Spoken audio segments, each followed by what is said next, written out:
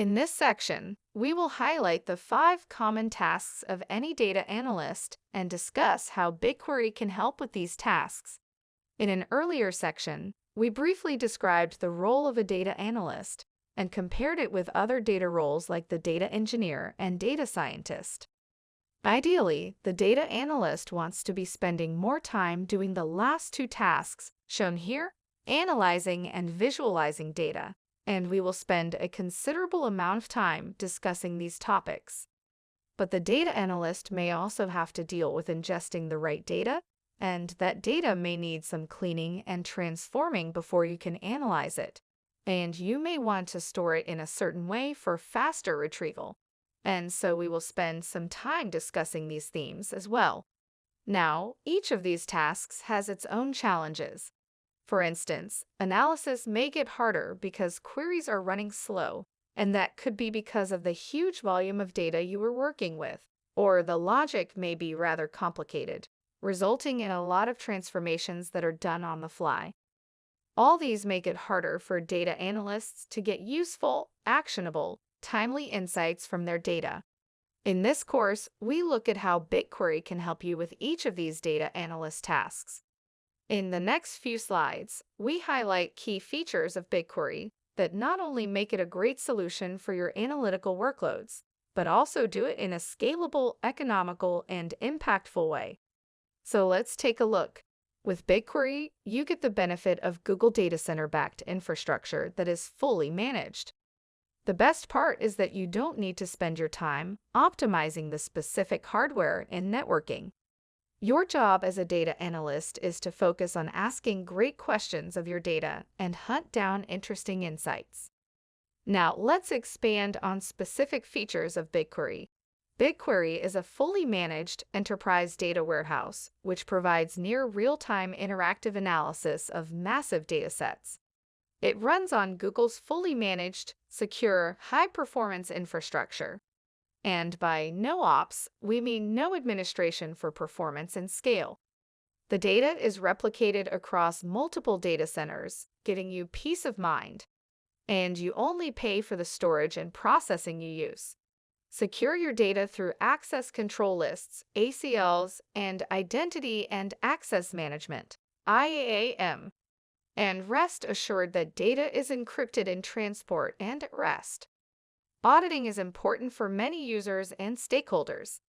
Google Cloud Audit logs track admin activity, data access, and system events. So you can also know who did what, where, and when in BigQuery.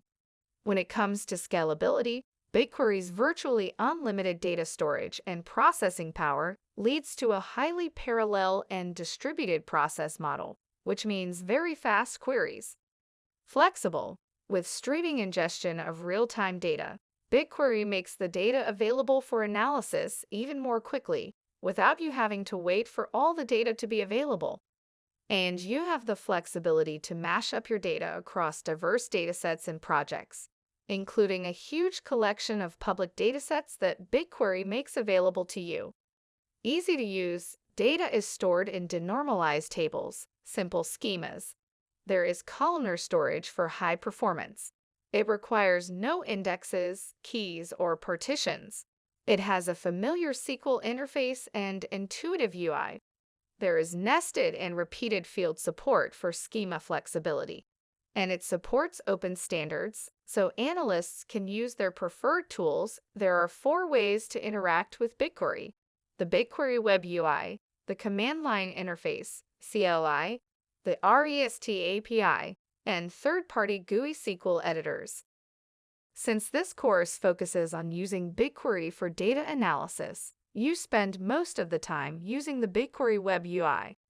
In the hands-on labs, you learn how to examine tables, quickly build queries with a few simple mouse clicks, determine how much the query will process, and so on, all through the BigQuery Web UI. You can also use the CLI to execute queries and explore BigQuery features. The CLI contains a robust set of commands that provide you the flexibility to run commands and queries interactively. A third option is the REST API, which is the programmatic interface that programming languages like Java and Python use to communicate with BigQuery. The service receives HTTP requests and returns JSON responses. Both the web UI and the CLI use this API to communicate with BigQuery. And finally, there's many GUI SQL editors like Looker, AppSmith, Retool, Cogniti, SuperQuery, PopSQL, Zingdata, and many more that can interface with BigQuery. Note that the REST API and the GUI SQL editor tools are beyond the scope of this course. If you've had a chance to complete the recommended prerequisite course, Introduction to Data Analytics on Google Cloud, you will remember that BigQuery is a two-in-one service. The storage layer provides an economical and efficient option for your data storage needs and has tools to help with the ingestion process, with support for many data formats from a variety of data sources.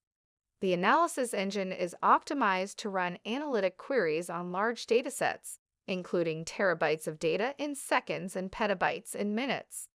Understanding its capabilities and how it processes queries can help you maximize your data analysis investments. It is worth mentioning that BigQuery also supports querying data that resides outside of BigQuery storage, and we will talk about this in a later module. Here's a quick recap from the Introduction to Data Analytics course on how resources are organized in BigQuery storage. Remember, tables reside in a dataset, and datasets exist within a project. Of course, you can store other resources like views, routines, etc. in the dataset, which we will discuss in a later module. So you can think of a dataset as a collection of tables, views, and so on.